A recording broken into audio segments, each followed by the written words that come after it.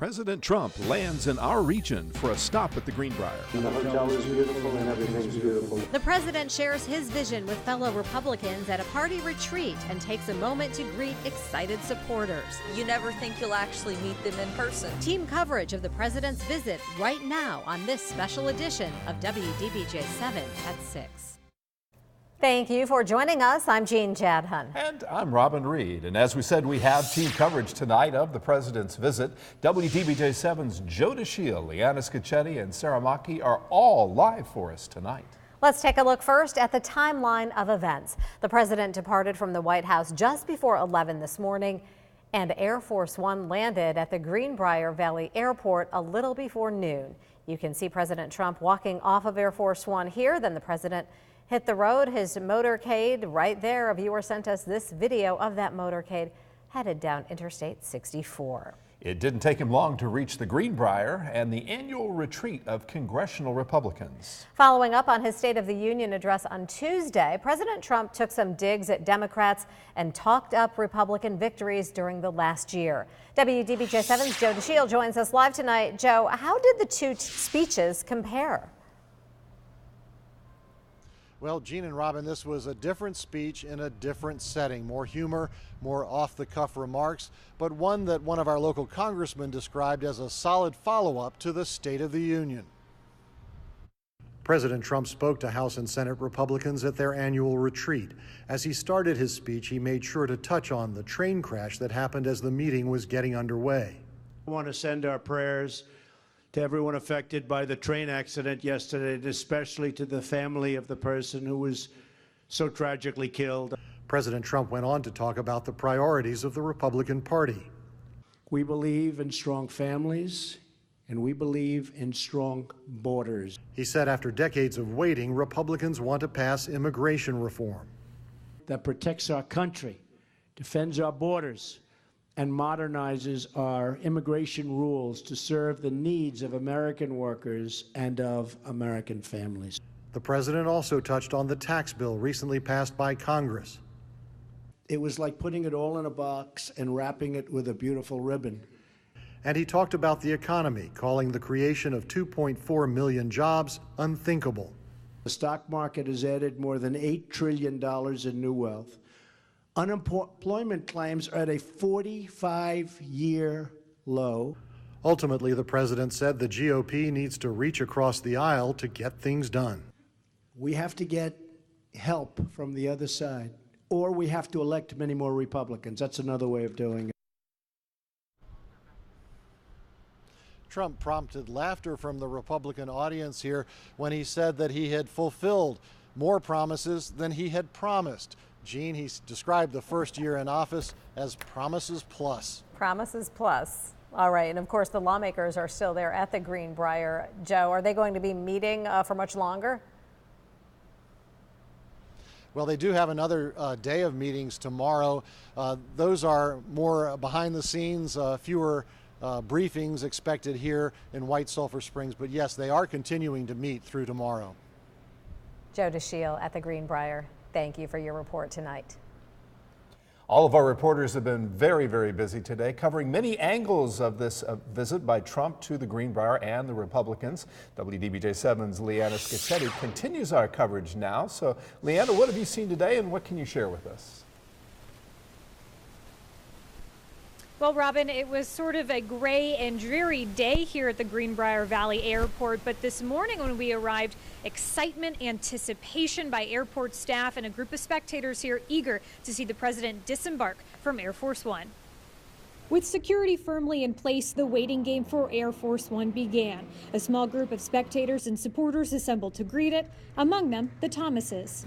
I would have crawled to get here today. Corliss and Lewis Thomas are big fans of the president and wanted to see him outside of their television set. And we're just really anxious to see him.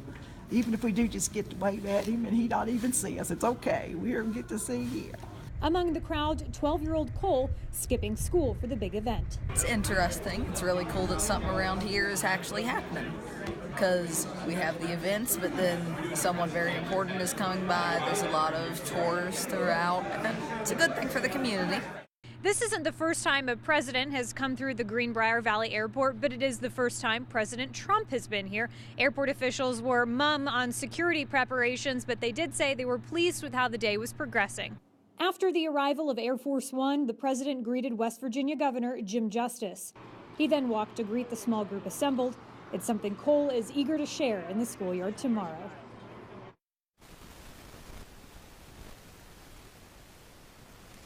Now, Cole is actually the son of the airport's director, and they both share an interest in aviation. So they told me being able to see Air Force One up close in person, it was a dream come true. And Robin, I spoke with the airport director, Cole's father, after the fact, who said he was glad that everything went well and went smooth today. And he actually became very emotional, talking about how proud he was that he was able to pull off an operation at an airport of this size. And that is an airport that's been trying to raise its profile recently, so a job well done by everyone there. Leanna Scacchetti, thank you very much. President Trump departed from Lewisburg at about 2 to head back to Washington for a few meetings at the White House. He is scheduled to speak at the Republican National Committee winter meeting tonight at 8 o'clock. As the president touched down in Greenbrier County, busloads of protesters pulled into White Sulphur Springs ready to march to the GOP retreat. WDBJ7's Sarah Mackey followed those demonstrators for that mile-long trek to the gates of the Greenbrier Resort. Sarah, where are the protesters now? Well, Jean, hundreds of them are headed home. They say that it's going to be a long journey. Some of them won't be home until well after midnight, but they say it was all worth it to have their voices heard. I believe that we will win! I believe that we will win! Protesters spent long hours on the road to get here, about a mile from the Greenbrier Resort. They marched the last stretch with Roanoke's Frida Cathcart at the front.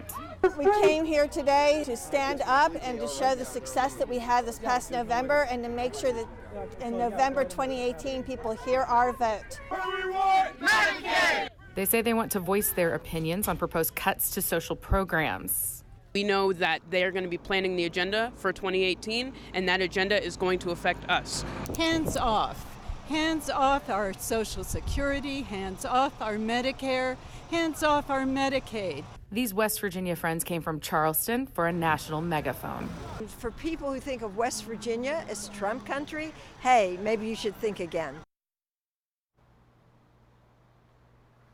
That demonstration, even though it had hundreds of people, if not 1,000, was largely peaceful with no incidents. Police were well prepared for this event.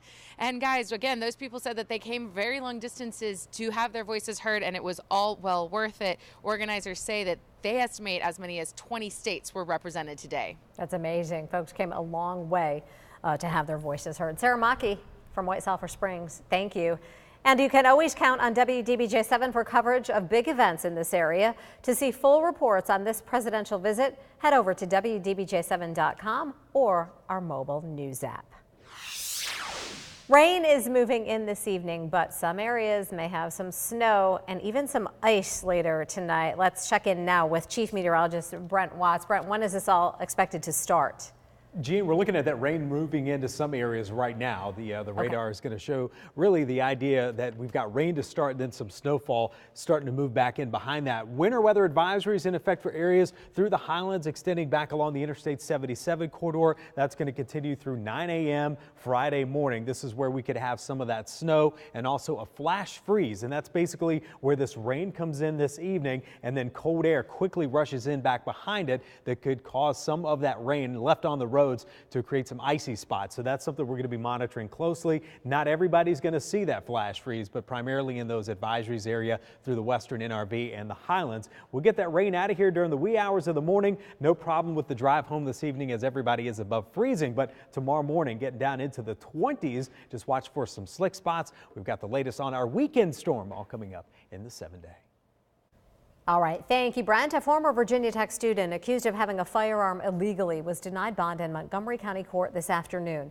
The judge said if Yun Song Zhao was granted bond, immigration officials would most likely remove him from the country, which would not allow the court to try him on his charge. Zhao was arrested after a detective saw him attach a 30-round magazine to a rifle. Both are legal separately, but when joined by law, they're considered as an assault weapon and illegal for people using similar visas. His lawyer told the judge he never broke the law and instead used a 20-round magazine, which is allowed. It's clear that he was following university policy by storing his gun in the gun locker, checking it out when he went to the firing range, returning it to the gun locker when he was done. Giles' lawyer said his mother is coming from China to be with him and is using help from the Chinese embassy. We are learning new details about a deadly train accident in Virginia. Coming up, what the NTSB is sharing about the investigation.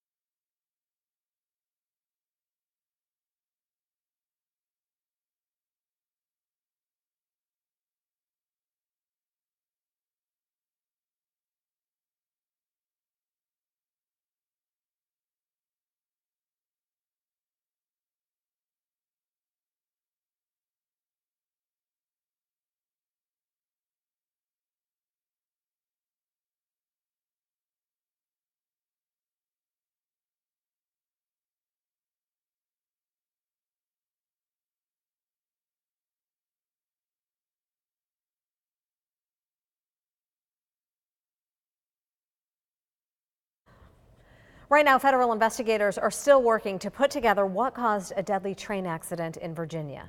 The passenger train was carrying Republican members of Congress to their annual retreat in West Virginia when it hit a garbage truck. WDBJ7's Ashley Ann is live in Albemarle County with an update. Ashley, what did they say about the crossing arms? Were they down at the time of the crash? Well, Robin, that's still one of the big questions that the National Transportation Safety Board still has to answer. And they're hoping information from the train's forward-facing camera will help them determine that. Cleanup is underway after a deadly collision between a chartered Amtrak train and a garbage truck. The NTSB says the damaged train car was taken to a secure location on Wednesday, and just a day later, the garbage truck was towed away.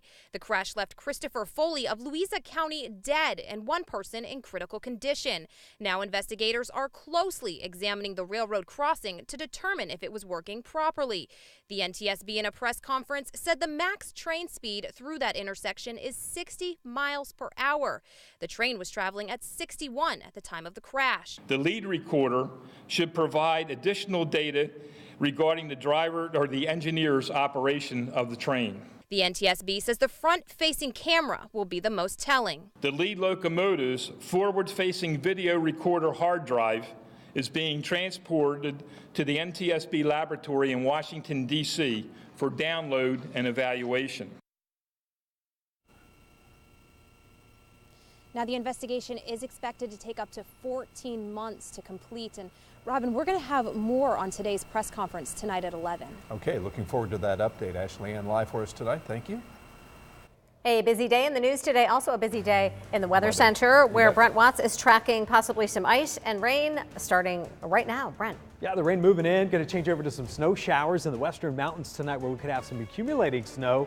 Today it was a warm afternoon, got into the 50s. It's not going to be anywhere close to that. We got a major cool down all the way, plus some wintry weather in the 7 day.